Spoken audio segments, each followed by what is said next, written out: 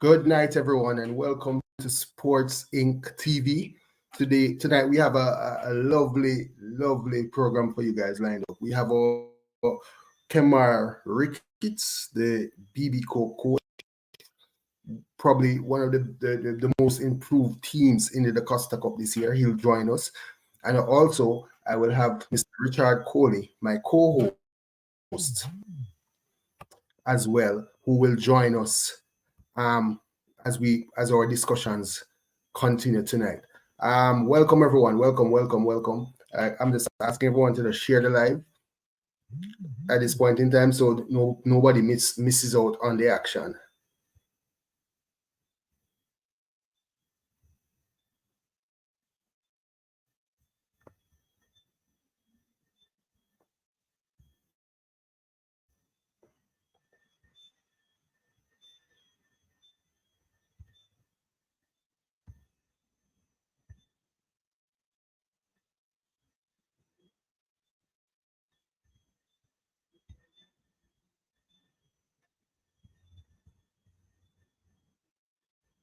I'm seeing Kemar is online right now, but he's having some audio issues, so we're trying to fix that at this moment. So just bear with us.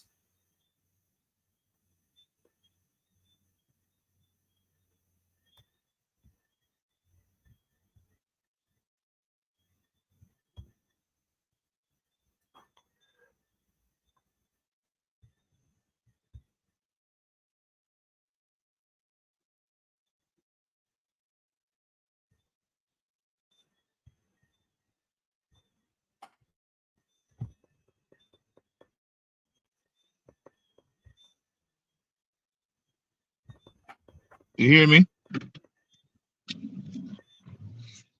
Yes, I'm hearing you now, Kemar.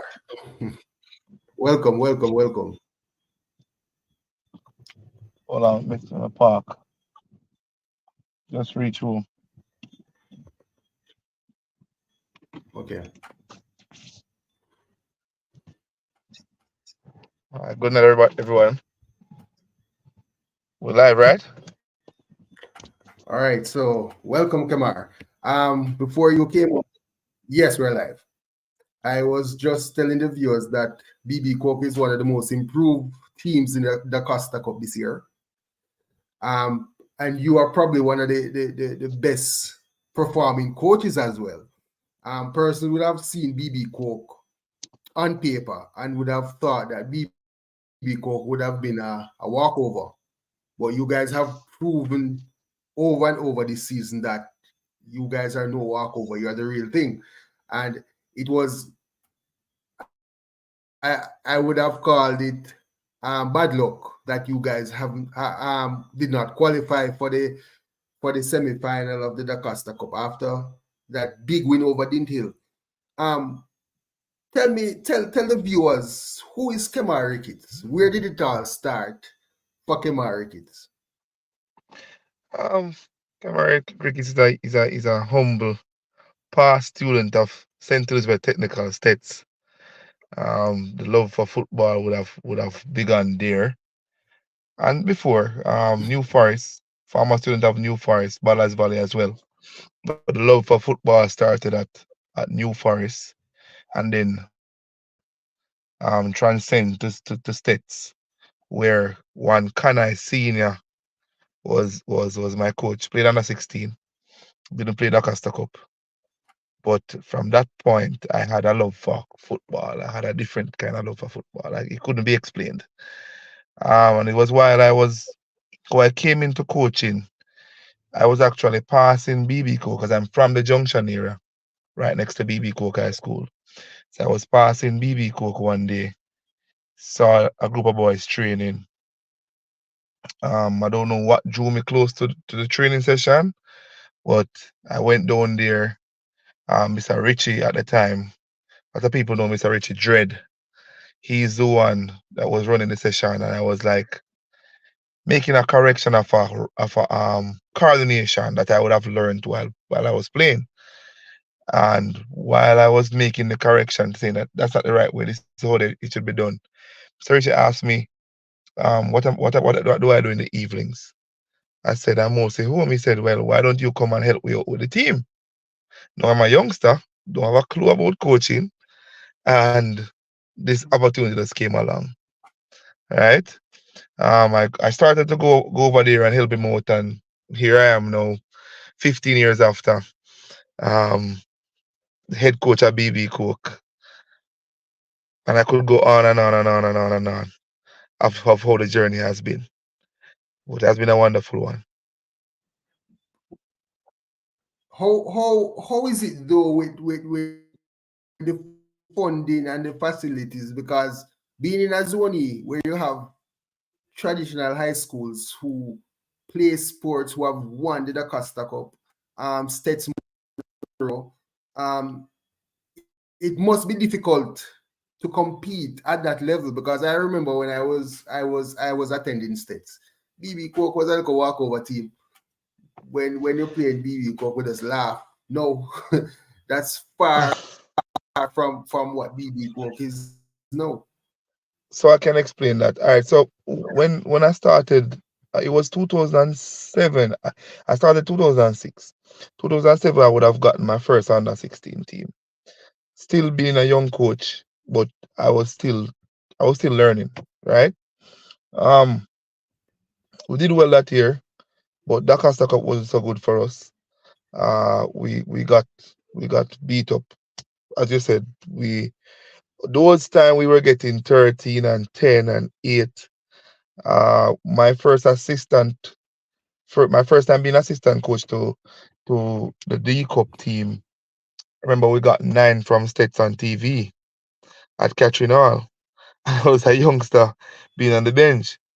So what I always wanted was to I establish remember, I BB Cook remember that. as Yes. I always wanted to establish BB Cook as a traditional football name. Like when you mention football, then BB Cook should be there. That has been the driving force behind me from day one.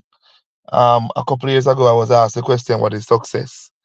And I told the gentleman that success for me is developing players because at the time I wasn't even thinking about trophies because who knew that BB Cook would be here challenging winning Ben Francis before and on everybody lips.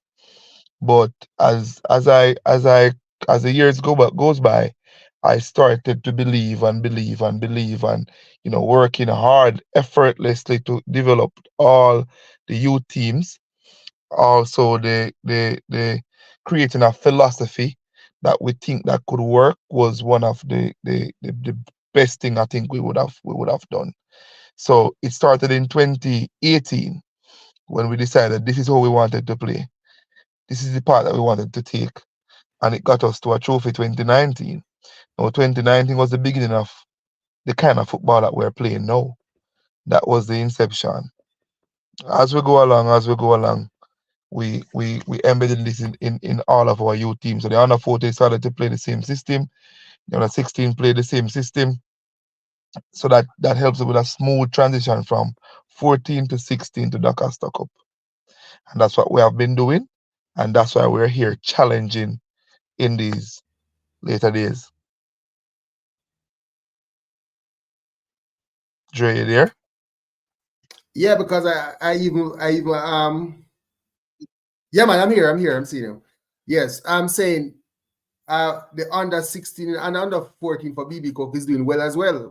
You guys came out of the first round over states with the under Under 16 and 16, behind under states in the 14 under fell. 14. If I Yeah, but it's not only through the school ISA competitions we're developing.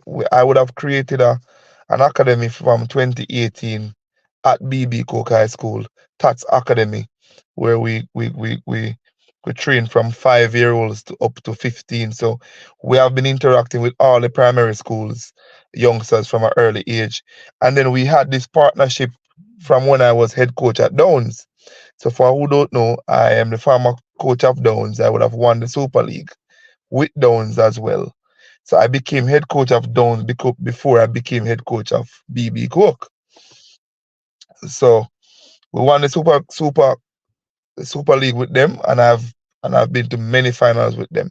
So we formed a partnership because There's this thing that Europeans and other countries have over Jamaica is the amount of games that youngsters have to be playing. And for me, if you want to develop, then you have to play and play and play and train and train and train. I don't think there's any time off in football, especially if you want to reach somewhere. So what we have done, we established the youngsters playing off-season football in That's clubs. Yes. So the first time we tested this out, it reaped a lot of fruits for us. So 2019, we won Super League before we won Ben Francis, and those were the same boys playing Super League, and they would have went to the Moorlands under 17 final that same year, 2019. Right? Check back to 2023.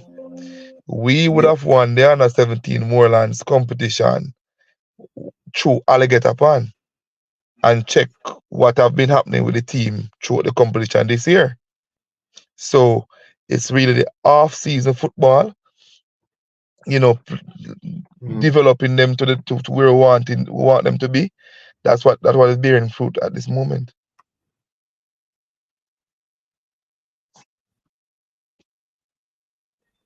And I can tell you that the parish of Saint Elizabeth is really proud, based on my feedback from fans and even non-fans, lovers of football. They're really impressed with how BB Coke has moved forward as a school and as a team. Um, but we want to move along, Kemar, to the Dacosta Cup semifinals. Let us start there first. The four teams that have made the finals. Um, I have seen them all, and I am impressed with how Clarendon College passes the football and how they play the game. It is beautiful football, but again, it's not beautiful football with all the time.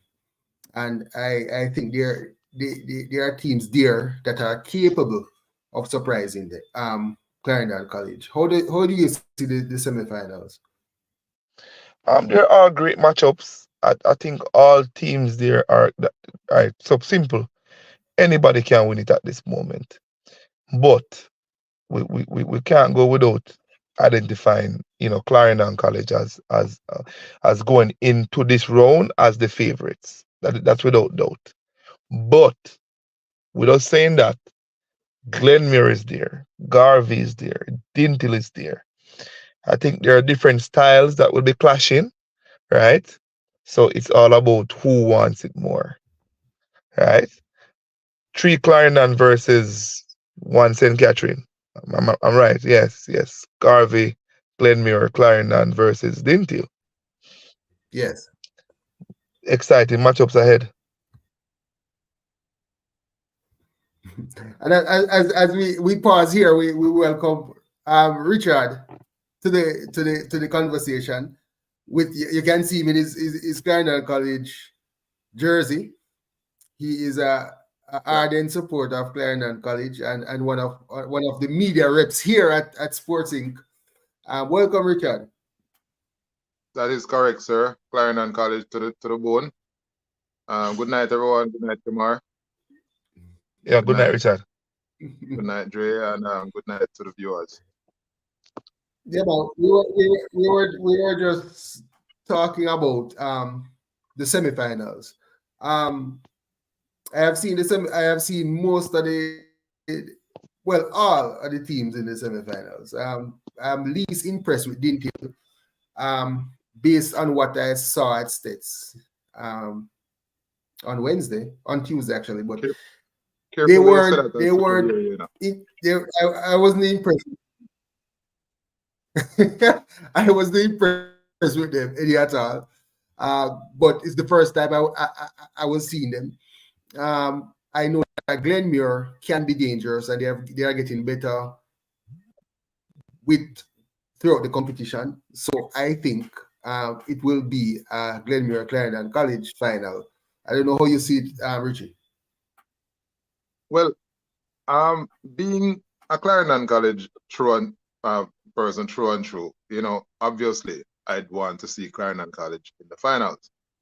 And bearing in mind also that Clarendon has become that place where football or youth football is dominant. I mean, we look at last year we had two Clarendon teams in the finals. This year we have three Clarendon teams in the semi-finals with the possibility of having two in the finals again. And I'd love to see that. Well, that much I can say. I'd love to see two Clarendon teams in the finals. However, who is going to take the prize? Your guess is as good as mine. But as far as we're concerned, we take a game at a time. And right now in front of us as Clarendon College, it's Garvey Maceo, another Clarendon team. We just have to deal with battles one battle at a time, one match at a time. Interestingly, I want to point out to you that it was in 2019 that Garvey Maceo's under 16 team defeated Clarendon under 16 in the finals. And 2 years later, I mean, we missed out on D Cup in 2020, but the next competition was 2021. Garvey Maceo defeated Clarendon College in the semi-finals of the Dacosta Cup. So we pretty much have had two defeats at the hand of Garvey Maceo over the last 2 seasons. Frankly, well, we're talking about junior and senior teams. But frankly, this one means more. This one means more.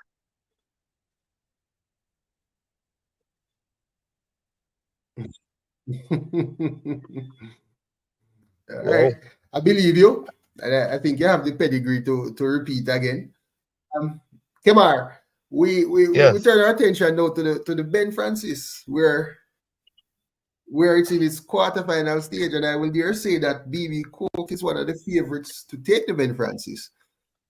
Based on previous performances, you have technical at Frome next week, Thursday. How you guys go about preparing for that game?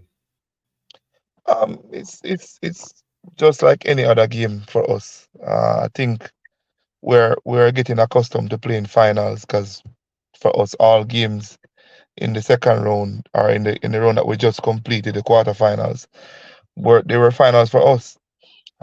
It's the first time we're facing a Frome team in any level of a competition, whether under 14, under 16, or Dacosta Cup. We're just taking it a game at a time. That's it for us. We're not gonna get ahead of ourselves. It's a knockout game. It's a one-off game, so we won't look at it and say, "Oh, we went to quarterfinal and they dropped out." No, it's on the day. So we're just preparing the boys mentally, physically, so they can be up for the challenge of beating Frome come next week. If I might add, I realized that Kemar never went into. And Richard, I know you don't have a horse in the race. Yeah.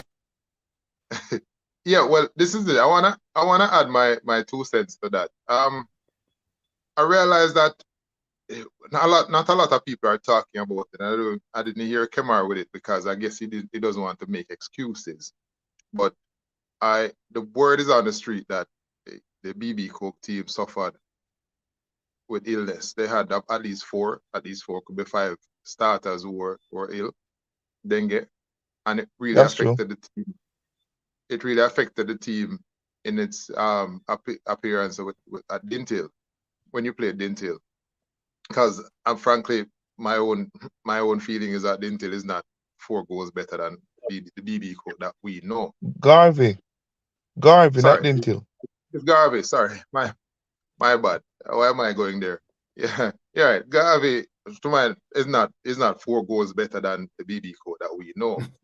So you stamped your class. You showed up in the last 2 games, and I am of the impression that BB Cook coming out of Zoni, the strong Zoni with Stets. Dre don't want to hear me talk about Stets too much with this, but let's go there. Coming out of that strong Zone E, I strongly believe that a Zone E team is going to take the Ben Francis. I will not call and I will not state which one. Fair enough. Fair enough. Yeah, man, we had some illnesses going into the Garvey game. It was actually on the morning of the Garvey game where we discovered all of this and we decided to take them to the doctor. The thing why we played the game, they weren't. It was a mixed feeling. I think it was a mental thing with the boys, right? I mean, of losing some of your players, not being able to play such an important game. I think it went deeper than what we expected. Because sometimes you can be talking to these boys and they're like, yes, coach, everything is okay. But then deep down inside, everything is not okay.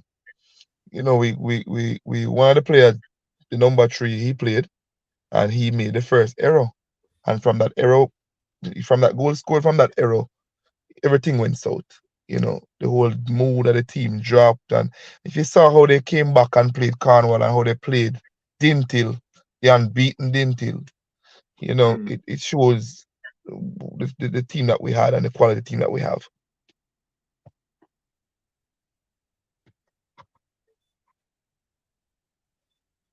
Dre, you there? And I was at the match as well. Yes, Jacko, go ahead. Well, I was gonna say that yeah, man, I was saying that. All right, let me do this. Because I was thinking that the game against Dintil, right? That final game against Dintil, where Dintil is a quality team, yes, but for BB Coke to have come and somewhat showed up Dintil the way you did. This is why I strongly believe that respect due to Dintil. and probably I shouldn't say this in this forum, but I'm going to say it anyway. People have it out there to say that Dintil is Clarendon College beaten stick. I never said so. People say so. But I honestly believe though that the Dintil game showed the mettle of a BB Coke, and this is why a lot of people are looking in the direction of BB Coke and saying you could repeat Ben Francis. I should ask Kemar, are you confident enough to say that you will win, or you're gonna be doing like a game at a time, a game at a time, a game at a time, a game at a time. If you know me, if you know me, Dre know I would never say something like that on a medium like this. You know what I mean? Even if I'm thinking that, I'm not gonna say that. Because remember, no man, and that won't happen. For me, it's a knockout competition. Remember, it's a knockout competition. You can go down to penalties. There's a lot of things that can happen within the game. Right. So I wouldn't just come out and say, "Oh yes, it's a guarantee," because it's not a guarantee. What we'll be doing though, the boys have expressed to me that they want to give it the best try. So that's where it is for us. Game at a time. Let's get through the quarterfinal stage, and then we'll see where we head after. That is how you do it, sir. A game at a time. And there was a chain of thought at the match saying Dintil fans were saying that the game did not mean anything to them, and they were just going through the motions and all of that. So I used it, and that was never the case. That shows me that you don't have any chance. Yeah, it wasn't because if you are going to stamp your class, you're going to stamp your class. You want to win all the games and win them convincingly. And nobody wants to go into a semi-final with a loss because that can set back the team mentally. So that was an excuse that was used by the Dintil. What's interesting in all of this, had Dintil lost that game by a certain number of goals, Dintil could have dropped out of the competition. Could have fallen into Dacosta Cup. Had the numbers played the other way, where Cornwall, not Cornwall, if Garvey had scored, what was it? If Garvey had gone on to win by a greater margin, and BB Cook had gone on to beat Dintil by what, 4 clear goals, then Dintil would have been out of the competition. They could not have come into this thinking that this is a foregone conclusion and they're gone through. They had to come with guns blazing. So anybody who's going to say that Dintil came into this with thinking that, oh, we're just going to go through, this is just another game, we're just going, we're not putting anything into this. That can't be. That's far from the truth, as far as I'm concerned. They came to play. Put it that way. I'm a coach. I know when somebody is interested or a team is interested. And I think they came to play. They started the best squad that they have. That they have. Remember, we would have analyzed them from before, analyzed the strength, the weaknesses, the players to watch, the players to pay attention to. And everything that we analyzed, they showed it. So I cannot buy that. But if that's what they want to say, then no problem. Until BB Cook won the game, and I think the goals, they were beautiful goals. What can I say? You know what I mean? We we played really well. A lot of people doubted us. Every time when somebody asked me who you playing, oh, didn't till the face had changed because they were like, oh, BB Cook can beat. Didn't till say it was for us, showing who we are, what we want to do, playing the football, sticking to the philosophy, and trying to get something out of the game. How we did. That's it. Not want to take anything from the Dintil team. They're a really good team. You know, Dre has a different mindset, but of what we had analyzed from them beating Garvey and other games that they would have played, that we would have watched, they are a good team, and they are doing some things that if you're not careful, if you're not analyzing well, they'll hurt you. Put it that way.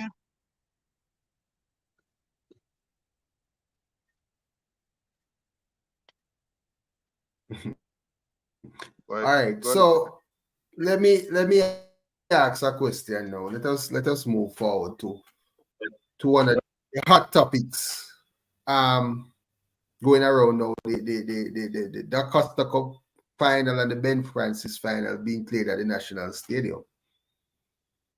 It's a discussion that is pretty heated. Some persons believe that a rural final should never be played in an urban area, while others believe it's the national stadium, so it's the national stadium of Jamaica, so it can be played anywhere. Um, Richie, what's your take on it? Well, I have several positions where that is concerned. And one, first and foremost, you rightly put it, the national stadium is the national stadium. It's not Kingston and St. Andrew Stadium. And I've been saying this forever. If for whatever reason anybody from any part of Jamaica want to use the stadium, there shouldn't be an issue. All right. So now we understand that there's a problem with our where we call the mecca of rural football, the Catherine Hall. It's under reconstruction. It's not ready. Right. When you reach the finals of your competition, you want to find yourself in a place, a space that has all the comforts, all the ball playing facility, the ball playing nice field, the seating facility, proper lighting, not beating down on states right here now, though, Dre. Let me not do that. But we all know the situation last year that a lot of people were not really comfortable with a number of things. So we want to be in a place where we get to showcase our skills without skills and talents, without having to struggle with a surface, a playing surface, or a lighting, or even stands for the place for the spectators to sit and enjoy a game. Country people are people too, and we want a nice place to sit down and watch a game. Why is it that we have a national stadium and only Kingston people figure the urban area competition must keep there? No, man, we can't have that. So everybody, every youth around Jamaica, as far as I'm concerned, look forward, would love an opportunity. Every football player would love an opportunity to showcase their talent inside of the national stadium. This is an opportunity. It's thrown at us simply because we don't have the mecca of Catherine Hall available. But hey, guess what? This is what it is. And sometimes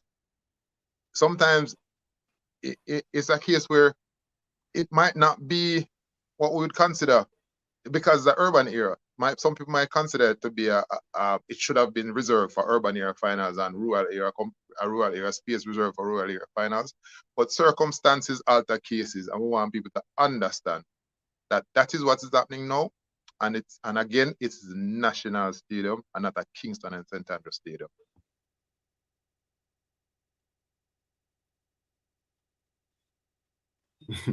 All right. So, Kemar, what's your take? I agree. I agree with Richard. For me personally, and my players, I think stepping out in the stadium in a final at the stadium is always a wonderful feeling. I remember when the 2019 when Ben Francis final we were playing at Catherine Hall and the team walked out and looked around the stadium and it was just a breathtaking and a wonderful feeling for myself and the boys. Now, being a coach that has never been into a changing room at the national stadium, I've only been there for games to watch Jamaica games or other games. You know, a final being played there would be wonderful for us. So for we don't we're not gonna be the one to say, oh, it should be played in a rural. Once the facility is suitable, the playing surface is good, you're giving the boys a wonderful experience of an international feel of walking out into a nice changing room, walking out to the stadium. I think it's a go for me. You know what I mean? I'm not against it. I'm for it. And to add to that as well, you have 3 Clarendon teams and 1 St. Catherine team. It's easier for those teams to go to Kingston. Most And definitely. I have thought about it. And I agree with you guys. If we are able to host the game at the National Stadium, why not? Because some of these kids, that's the biggest game they'll play in their life. And it's not everybody going to play professionally and go to a next level. Sometimes after they leave high school, that's the only football they will ever play. So why not have that experience from now? Yeah, but I tend to agree with you guys on Dre, that topic. it creates a Where professional mindset. if the national, Mm-hmm. yes, it does. It does. And a new experience as well that they probably would have never experienced before. So that is something that they can look forward to. And I agree with you guys as well. I noticed this afternoon the Champions Cup, jerseys, the styles of the jerseys were released. I don't know if you guys saw it. Well, I know that Jacko had some influence. Is are looking good. Don't burst on me, Dre. Don't burst on me. I saw them. They're nice. The The jerseys are spanking. jerseys looking good. It has a little Champions League feel to it. Yeah, what they did was filling the at the center of it. You know that when you for the Yeah, because it has for the UEFA Champions Cup, what they the do patch. is It has the Champions Cup patch. that patch that the champions That wear would on their jerseys when they go after they've won. Right. So for this season, I know that the sponsors wanted to give it a feel of championship. You know, where the best of the best teams playing in the best of the best knockout league. So it was given, that patch was placed there. But I tell you, the uniforms, they are awesome. I love all of them, as a matter of fact.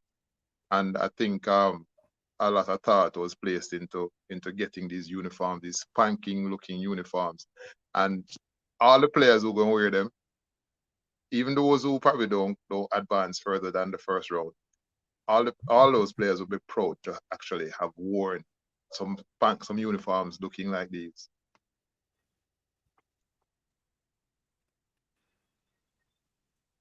Yeah, it's just well, I'm wondering though if we can go back to having like what we when we just started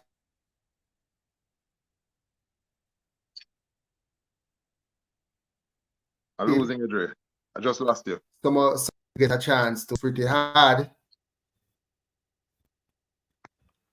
Are you hearing me now?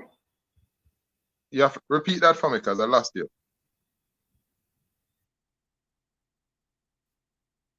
Okay, I'm saying the format we're at now with the Champions Cup. I'm wondering if the format could be changed so that some of the smaller teams would have a chance to what we when we started in 2014. If we could go back to that somehow. Boy, as I know Coach Kemar could tell you that's a lot of football. It's a lot of football. I mean, we see the youngsters and we see them playing the amount of games they play now. And because for example, looking at Clarendon card, from start to finish, to the end to the final, it's 18 games. Well, it could have it would have been 20. Games. It would have been To win 20 it. in our case but then Kelly's drop out. But we still played those 2 games anyway. So at the end of the day, it's 20 games going to the finals, right? That's a lot of football over a couple of months. And you're talking about adding the Champions Cup in there, and for who are going to for the winners who are going to go to Oliver Shield. I mean, last year JC complained about being tired, although they were handsomely spanked, but we'll leave that alone. But there's a lot of football, and for 16 teams, for 16 teams, eight from each side, rural and urban. It's one more match than I think we need to have. I don't have a problem with the format as it is now.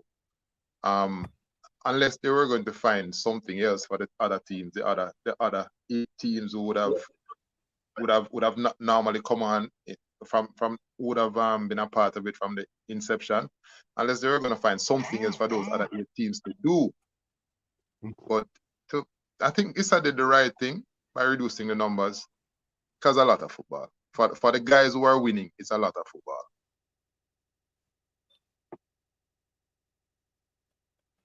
I know Kemar would want to share some light, Well, his yeah, views on that. I tend to agree. It is a lot of football. Um, mhm. So we have completed 18 games so far, and we're looking at another 3 to get to the Ben Francis final. That's 21 games. Look at just look at a professional football season, and that will tell you everything. 38 games to win the Premier League, right? 38 games to win the Premier League. How is that 38 games being played? Over what period of time those games are being played? Okay, we're playing 20, 21 games or even more, say 25 games tops. Looking at your season and the champ and the Olivier Shield and all the other trophies. 25 games top or 24 games tops within what, 3 months? Within 3 months. 3 months versus 38 games over 9 months. That shows you. I mean, remember they're still boys. You know what I mean? They're still young adults. So they're still developing. So I don't think we can put too much pressure on them, really. I like the present format of the semi, because I think you get the best of the best. Because you don't want to have a situation where people are just there. You want to earn the right to be there in that last four. So I think it's a challenge. And a nice challenge at that. Mm. It's a nice challenge to have, huh? Yeah, well, you could, yeah, it's yeah. If you put it that way, Kemar, you have to earn your right to be there. So you have to be one of the best. So you have to work your way up. Basically, any team that wants that position have to work their way up to Yeah, get there. man. Yes, definitely. Um, Definitely. we look at how the schools are structured now. Um, Clarendon College, we see the type of football Clarendon College plays. Um, and speaking to some persons from Clarendon who would have seen the under 14, under 16, all three teams play the same style of brand of football. Um, I tend to agree with that aspect of it. If you're going to play 3-5-2, if the senior team is playing 3-5-2, I think that the 14, the 16, and the 19 should be playing the same brand of football because it gives you a football culture that you can work with. So when the youngsters leave 16, they don't they don't play a different type of football that sometimes confuse them. Um, what do you think, Kamar? And I know that you monitor your 14 and under 16 closely as well. Is that something that you believe in? Yes, but I would have said it earlier in the interview that that's something that we have embedded in the BB Cook way of developing players. All system must be played right throughout the teams. Our youth teams are not sometimes, and I know it might sound away to other coaches. For us, the younger teams are for development. It's not win at all costs. It's for development. Teaching them the right technique so they can transition from under 14 to under 16 to once they develop the right technical ability and stuff, then they and when they reach to the senior team, the transition is smooth.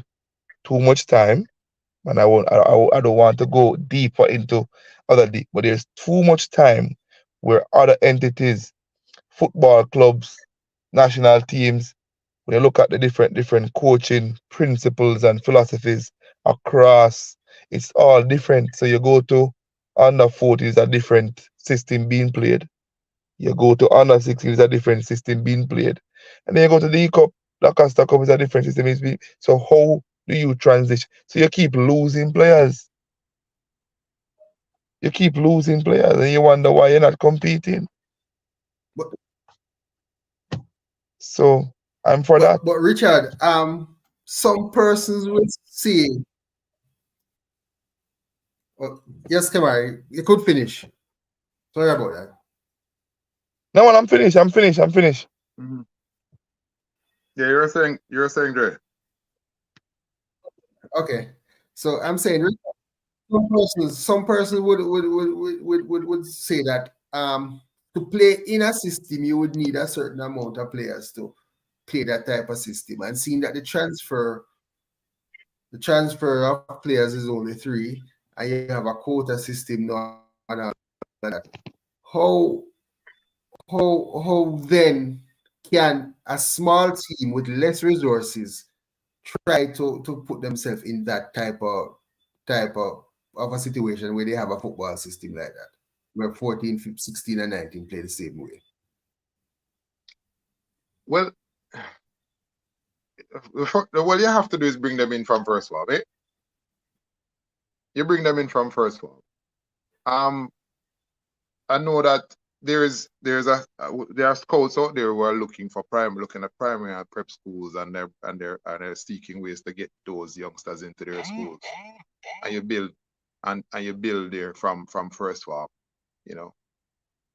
That's pretty much the way, because if you can't use more than what 3 quota players, and their 3 quota players are quota players for the rest of the season, as long as they're in the school, what are you gonna do? You can't bring nobody in who have been representing their school at its own competitions to join your team, to be a part of to grow the team or anything like that. So what you have to do, as I said before, is bring them in from first form or even second form, you know, and grow from that, and then you inculcate them into the system that you have, because it's as Lenny you would have heard Lenny Hyde say it over and over, you know, it takes years to build.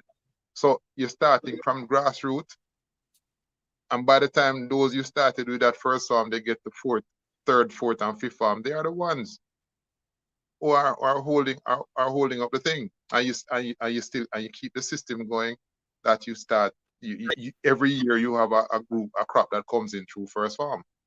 Another thing too, you know, is that there are players in our schools who are youngsters who come into our schools just by virtue of just passing the high school entrance exam, and they like the sport, and they go at PE, and they're seen at PE, and before you know it, they're part of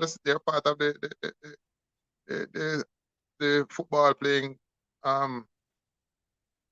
population. So that happens too. Youngsters are developed right out of PE, and I'm sure Kemar could attest to that. Definitely.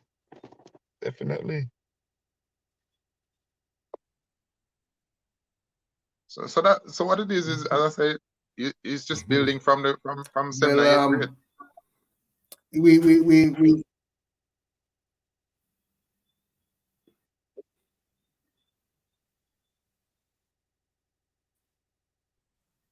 Yes, Richard, you can go ahead. Yeah, man, that's the point. I just made that point. You know, as it's pretty much just building from 7th and 8th grade, and just topping up with the 3 quota players that you can top up with, as a team gets, you know, as a team progresses, or as the years pass, you know, where each season, then that's what I mean. Each season, if you can top up with whatever players that you can get from wherever, you know. But the base of your team is who you're building with, from who are coming through from the under 14, under 16. I mean, for Clarendon, because I could tell you some of the names, you know. These guys played under 14. Malachi Douglas, Kaim Dixon, Rufy, what's his name? Christopher Hull. All these guys, I remember these guys at under 14. So it goes to show, these are the stars, but they came right through the system.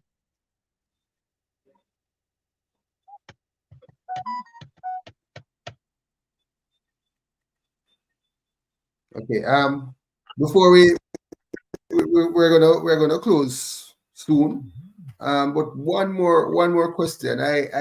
When in regards to facilities and fields for teams, do you believe that some of these schools that have the potential to do well, ISA should try to put some funds together to research facilities, whatever, give some funding towards that, and then at some point in time now, the school repays back ISA.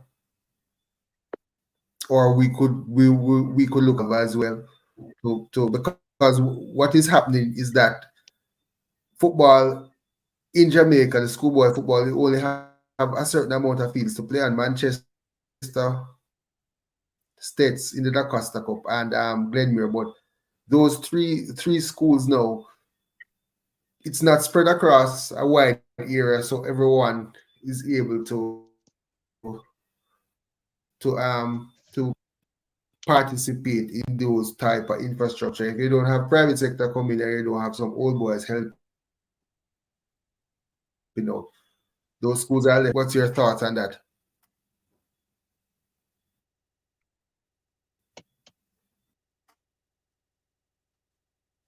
Which are you going to go first, or you want me to answer first? Go for it, Kemar. You go for it. All right. So having the experience of not having a proper pitch to really train on and play on, if the help is coming from ISA or any other corporate entity, then it's welcomed. If the agreement is to pay back over time, I don't think my school would pass that up or any school would pass that up because a proper playing surface gives you a level of playing. Because I always tell my boys, all right, for example, my boys enjoy playing away rather than how they play at BB Cook itself. Give them sets pitch any day, give them Manchester pitch, give them Glenmere, give them any other pitch that has a good surface, and we'll play some football.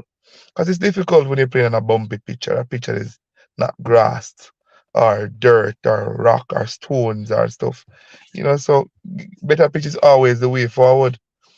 If we really want to improve our football on a national level, then investing in pitch has to be the way. And this can't be ISA. It has to be JFF. Think about it. That's a national. We're talking about national football here. We can't just talk about schoolboy because after you play there, then where do you go after?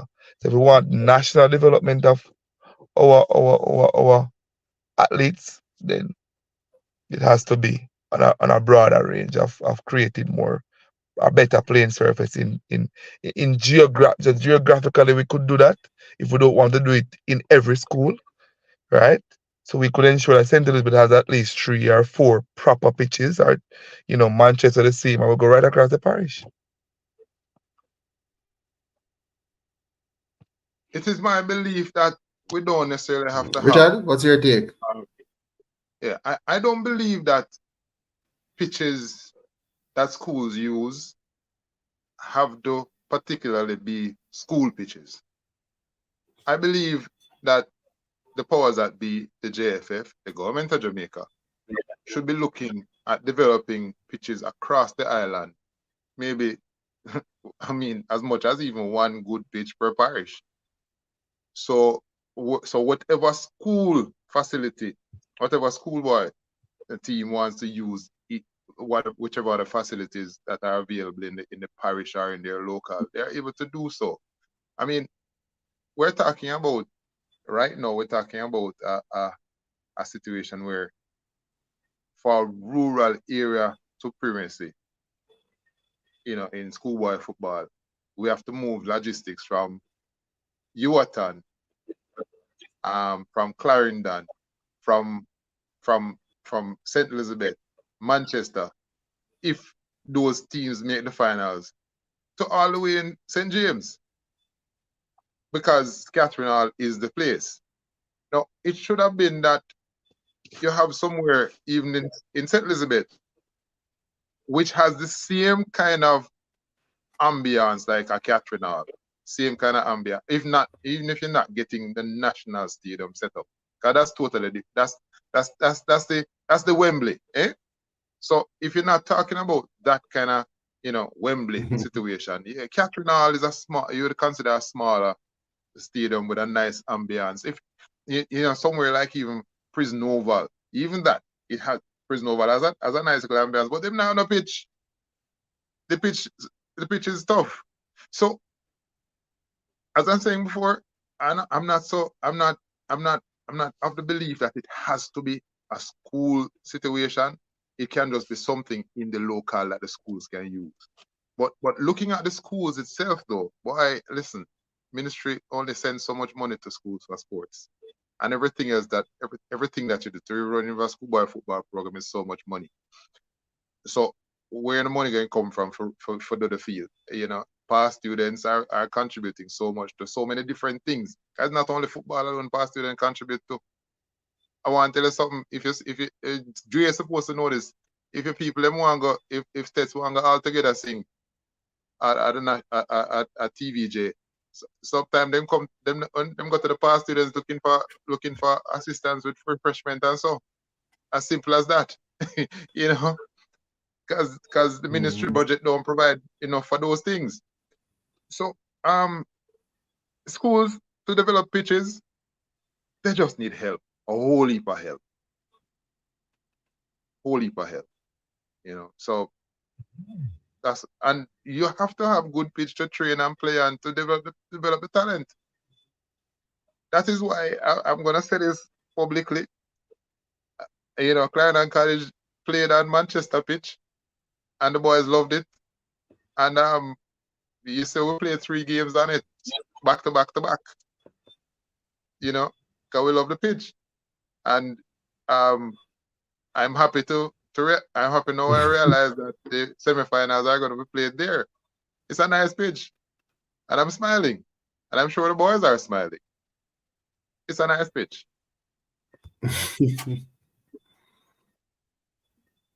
We enjoy playing at States as well. It's your home away from home, Jacko. It's CC away from home. For the time being, adapted until we start out ours. Right? Until ours is start out. It's our adapted All right, home. sir. All right. So the last thing before we go, we have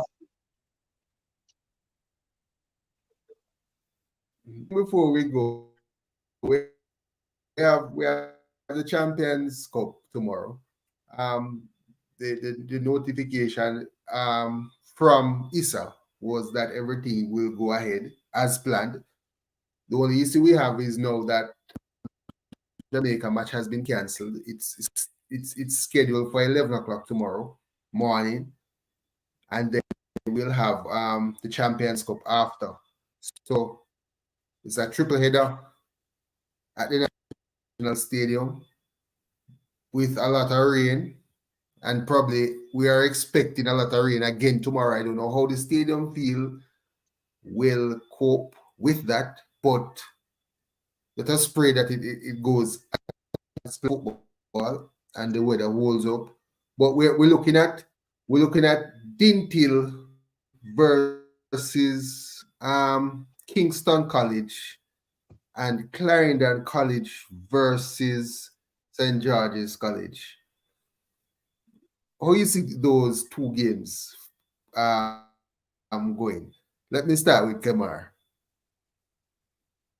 You said Dintil versus KC, right? And Clarendon versus St. George's. That is correct. All right. So yes. Boy, I've played this Yes. Dintil. I've played Dintil and I've seen KC. I've watched KC, and a friend of ours, Vassar Reynolds, is also the coach, a very experienced coach. Boy, tough one to call. But I'm gonna give it to KC winning 1-0. I think Vassal is very experienced, vastly experienced. He's a tactician as well. He always managed to pull something out of the cap. So I'm giving Casey on that one. For the Georges and the Clarendon College matchup, I'm going with CC. I'm with CC. I think they have the kind of experience, and they have a balanced team, not taking anything from Georges. Georges is a very good ball playing team. Neville Bell is one of the best there is. But Teacher Hyde, I think Teacher Hyde will take an edge with this one. I'm going with a 2-1 scoreline for that one in favor of Clarendon College. Just to cut you there, Kemar, we're seeing a post now from Issa just seeing saying that the games that were scheduled for tomorrow at the National Stadium and States have been.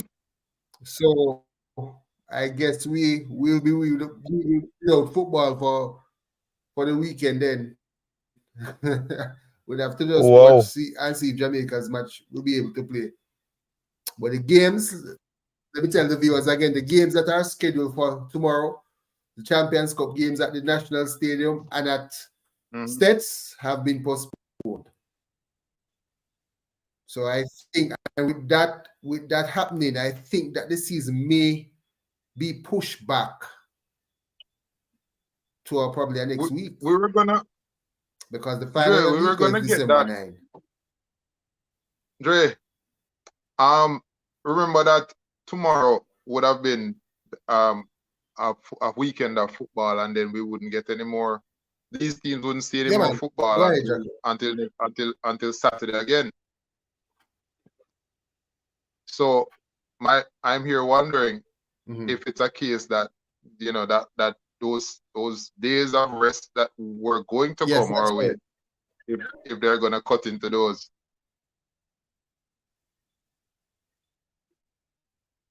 Yeah, the schedule might will cut into it because you have meaning you have the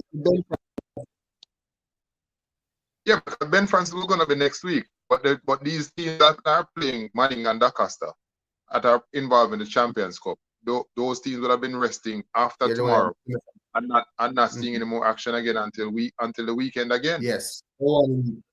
So I'm thinking here that you may have these teams having to play a game on Wednesday instead and use up that cut into that rest period. So let us see. But I will wait on Issa to give us the rescheduled days. But as Kemar was saying earlier, looking at previewing the games, previewing games that won't happen tomorrow, but let's preview games and nevertheless. I think as I said, I had a word with Basil the other day, and I congratulate him on overperforming, because from where he started to where he is now, he would have done a wonderful job. So he deserves all praise and commendation. But and I look at how he would have marshaled his troops, how he would have had the defense playing very disciplined. Because I've always seen Vassell as that kind of guy who can organize a very disciplined defense line. So that being said, I'm looking at that, the tactical aspect of Vassell's abilities in seeing KC against a Dintil, and I would pick KC as a matter of fact over the Dintil team. Not because I'm a rural area man, but I'm seeing it that way. In terms of Clarendon College versus St. George's, I mean, I don't have to say anything where that's concerned. You know where my heart is already. And even if we were going to lose 6-0, I still wouldn't pick George's. But I'm expecting a very good game from two teams that pretty much play an equal style of football. Two awesome coaches who would have marshaled their troops properly and give us a good. It's going to be a very good show. A Clarendon College Georges, it's going to be a very, very good show. A game that's worth going miles to see.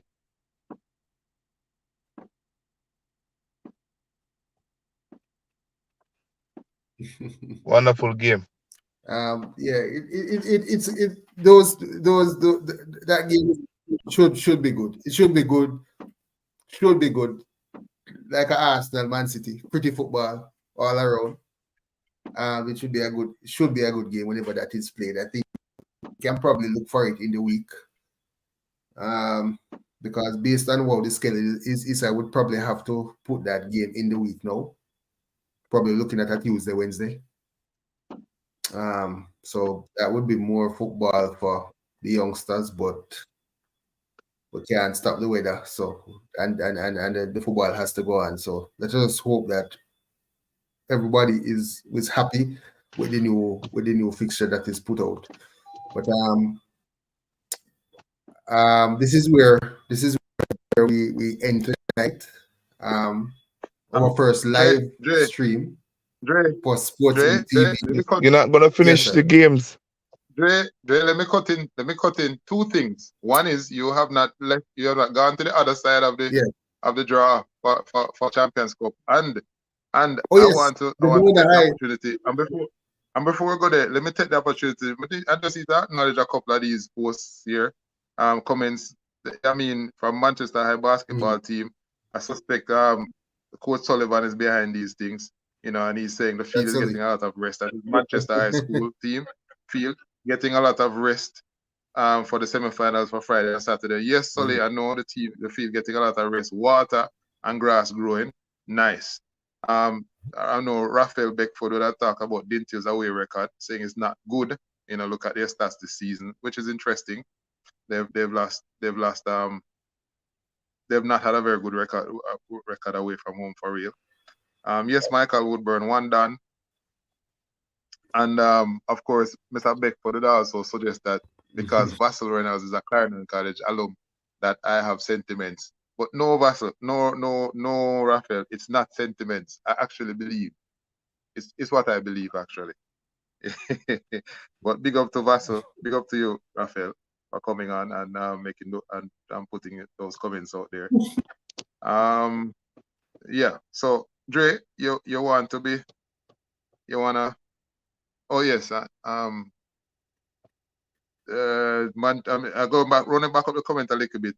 Anna Alicia Brown, when she spoke about Manchester, says CC love good field, not just town. We love Manchester, I feel too, but finals can't play there. All right, yes, yes, Anna. So Dre, yes, we have to be talking about the other side of the draw for the Champions Cup. We should run through that quickly, now. Yeah, man, go ahead and let us start looking at that. So yeah, man. So Mona High versus Glenmuir, and Heidel versus Garvey Maceo.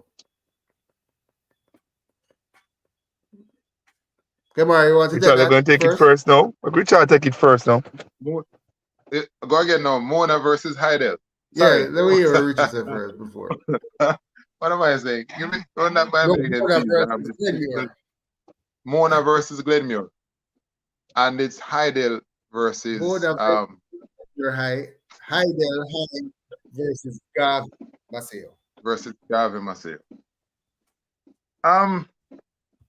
This is where I believe the better football has been played out of in rural areas, and some of the better teams have come to the fore and would have had the mettle to overcome the teams from the urban area, which is why I would pick a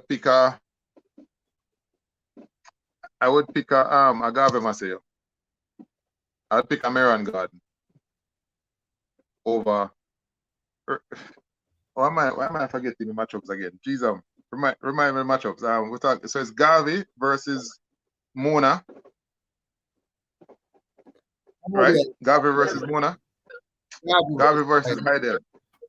Garvey versus Heidel. You see, I'm thinking about my Clarendon College game, and I'm forgetting all the other matchups. So Garvey versus Heidel. Yeah, man. I pick a Meron Guard over Pablo.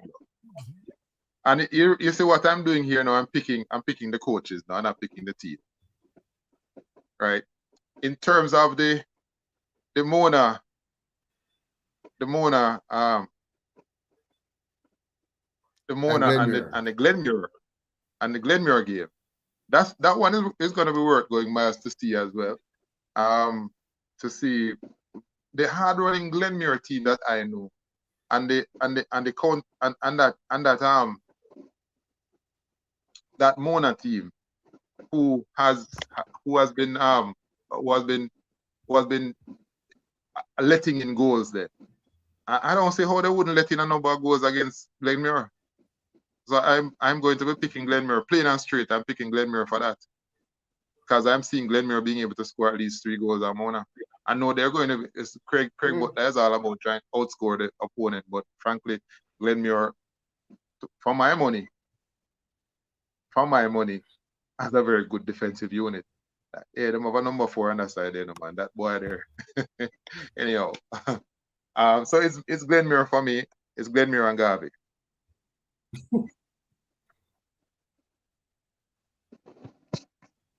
All right. Come My on. turn. You hear me? Yeah, man. Jay? Yes, man. We hear you. What can I say? Garvey. I really would take Garvey versus Heidel. I don't know much about the Heidel team. I knew that I know that they would have lost some players coming from the start of the competition versus KC. I know that a couple of their players play Premier League and have some experience. But I think this team that I've seen that Garvey has, they play a rigid football of counter attacking, counter pressing, quick transition. You know, I think I'll tip them to take Heidel. Glenmuir versus Mona, two different style of play, but I still have Glenmuir sticking to that philosophy of passing the football, moving the ball around, dragging Mona out of position, and beating them. I think Coach Andrew Peart has done a very, very good job with them. He would have won the Ben Francis last year, being his first year, and then he's here again, knocking on the door. So I have them to progress.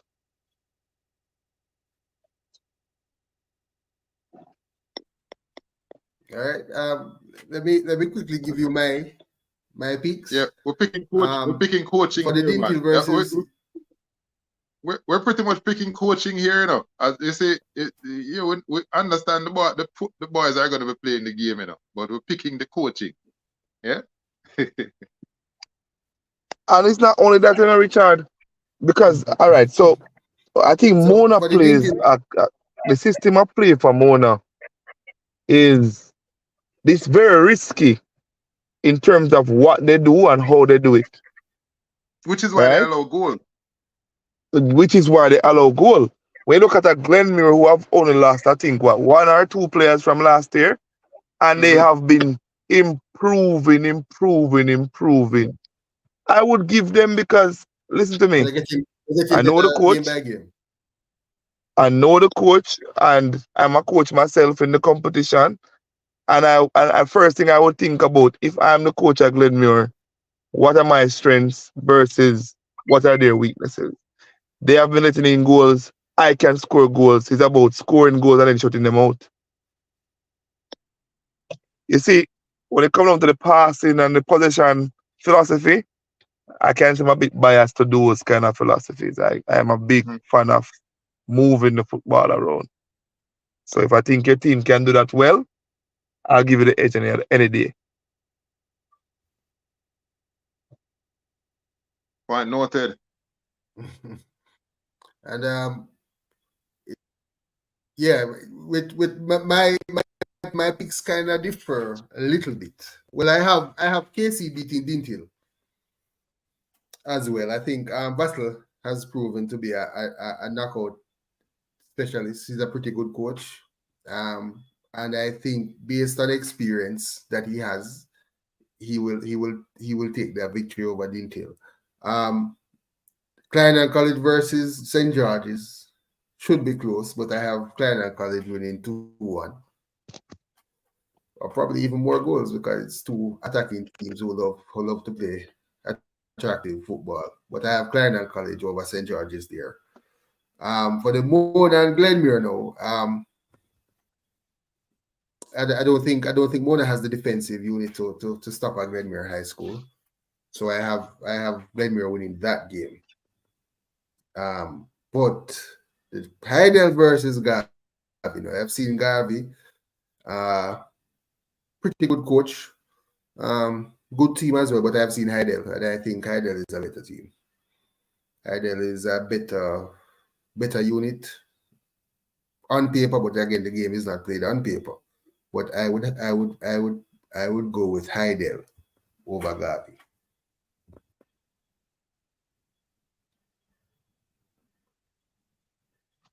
And Noted, McCleo is sir. playing here. I say Richard has the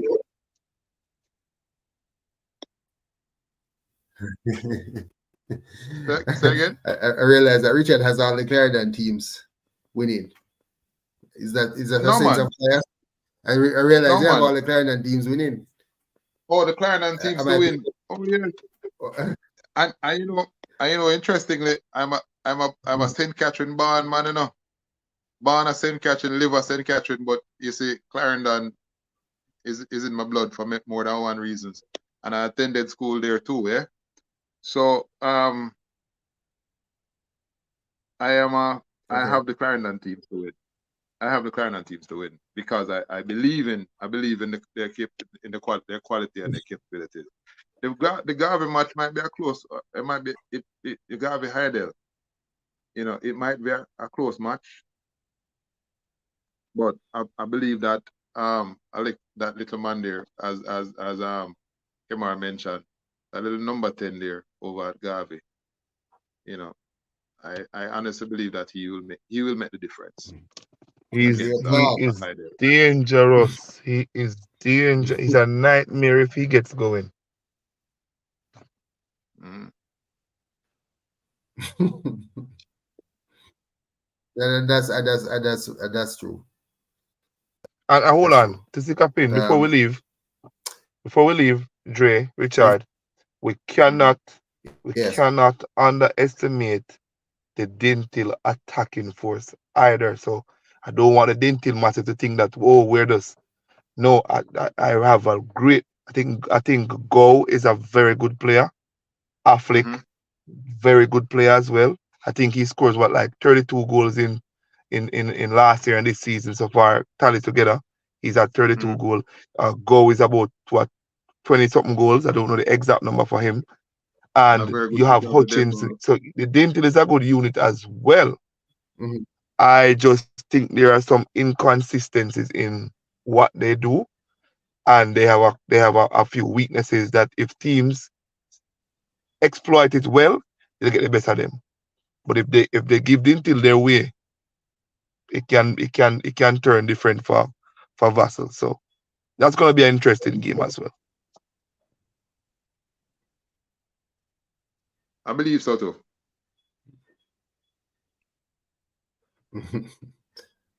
All right. So, The thank you, chicken and the Kemar. missy. Kemar, Bird Ricketts. Yes, man. The big coach from BB Cook. Thank you, sir. Thank you, Yeah, no, Richard. no. Thank you Small as coach. well. I want to thank the viewers.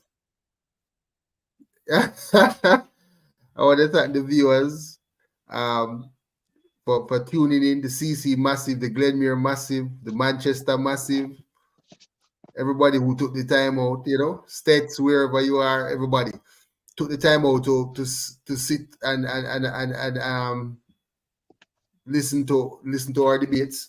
We will be having more of this The as the very week first one, sir. as the days come. We're trying to do this again. Yeah, the very first one. You can imagine that. So Mm-hmm. we're trying to do it again next weekend.